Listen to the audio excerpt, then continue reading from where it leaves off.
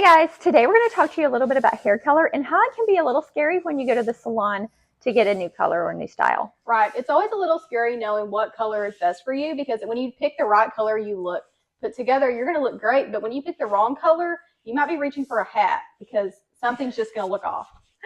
That's so true. And it's so much more about color. It's about also depth Right. and kind of the tone of your color as well. So depending on if you were like a cool, which is a summer or winter, or if you're a warm, which is an autumn or a spring. Right. And it really helps if you know your season. That's one of the biggest things I think a lot of people like about our kit is it does tell you your season, and then you know what hair color is going to be best for you or what at least undertone or like depth that you're going to need. Right. So let's just be honest. When you go to the hair salon, no matter how good your stylist is, they cannot determine what color you are or if you're a cool or a warm, which is so vital in knowing like what color of hair you need. And so without like the draping system and being able to compare those drapes, you can't tell. And so just like Haley and I are so similar, we have the same eye color, we have kind of the same hair color. You would think we would both be the same color season, but Right. she's a warm and I'm a cool. It definitely makes a difference. Right. And like she said, you can't just go into someone and say, hey, what season am I? You need to go in knowing your season. You need to go in saying, I'm an autumn, I'm in a warm, I need warm toned hair, or I'm a summer, I'm a cool, I need cool toned hair so that you know what is going to be best for you. Right. And so each season has colors that are better for them. So cools are, I think, probably the hardest. I think they are the hardest. I'll give you a little reason why. So I'm a cool, and when I go in and they try to do like highlights on my hair, and they take the bleach and they strip your hair color out, it never will get like usually a solid, like strip all the pigment out. So you have a little bit of your color left in your hair, and then they go and they put color on top of that to make it whatever color you want. So it does tend to usually lean a little bit warm, or it may take several times of going in before they can actually achieve that true cool. Right. So cools have to be a little more patient, I think. So. Yeah, and I think what goes into that too is warms I think tend to be more popular. People want that they kind of think of the cools are like ashy and they kind of want to lean away from that. A lot of people want to lean away from grays. They're trying to cover their grays and they think ashy and they think, oh no, I don't want that. But really you do want that because if you're a cool and you're putting warm golden highlights or auburn highlights, it's really going to wash you out. It's not going to do you any favors. Right, because your hair frames your face. Right. And so it is literally framing your face, whereas clothes, like I'm wearing kind of a lower neck top today, it's not as important that I'm wearing exactly my best color. As if like I were wearing like a mock neck or something like that. But your hair is framing your face all the time.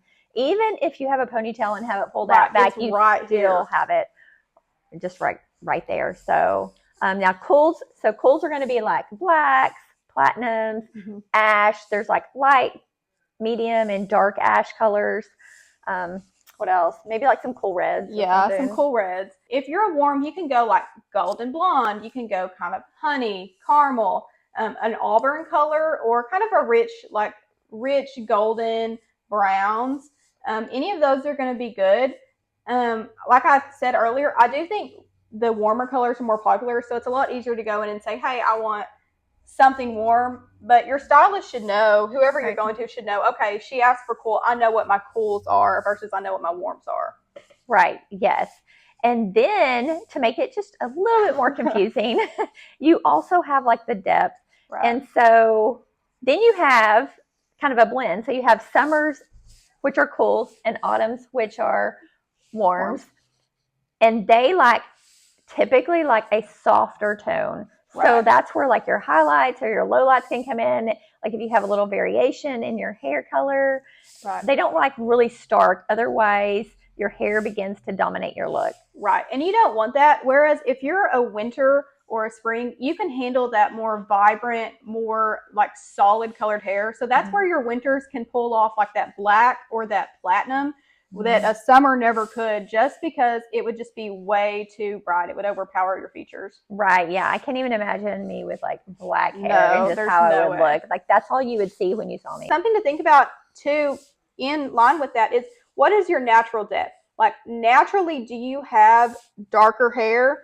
Like my hair naturally, this is my natural hair, so I naturally have darker hair. If I'm going to go dye my hair, if I go blonde, even if it's a golden blonde, something still might look a little bit strange just because it's just not the depth that matches my tone. Right, yeah. Okay, so just for fun, let's talk a little bit about if people who are out there and want to dye their hair like pink or blue or green, how would you use color analysis for that? So to use color analysis for that, you can choose a color in your season, which is what you should do. So I could probably do this. This is like one of my better colors. Right. So, I mean, I could put this on my hair, or if I wanted to wear a scarf. Or a scarf. Yes. So that does help. And it's another thing too, like you want, it's big in color analysis to be consistent.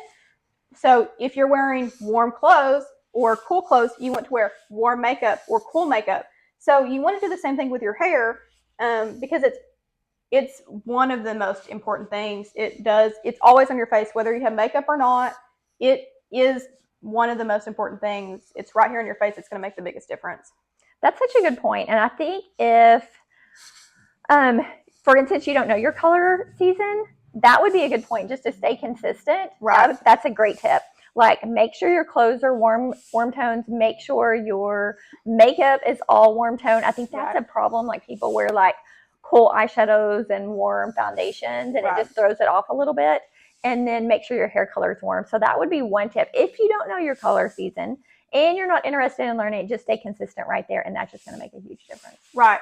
And I think it's important too, if you don't want to dye your hair, you absolutely do not have to. Whatever you naturally are born with, whether it's in your season or not, that's what's going to be best for you. That's what you were given. That's going to be the best. But if you want to dye your hair at home, you can look for colors. They'll have kind of indicator words like we've talked about with makeup. So like warms might say golden brown, or they might say like honey or auburn, or it might say like rich. Those are going to be colors that you know are going to be good for you. And sometimes they'll come out and just say it's a warm or a neutral or a cool. And that's really helpful. Yeah, I love it when it's just like so in your face and it just tells you directly, but so often it doesn't. No, a lot of times they're kind of hide it from you. Yes. So anyway, yeah, be sure to look for that, and let us know if you have any questions.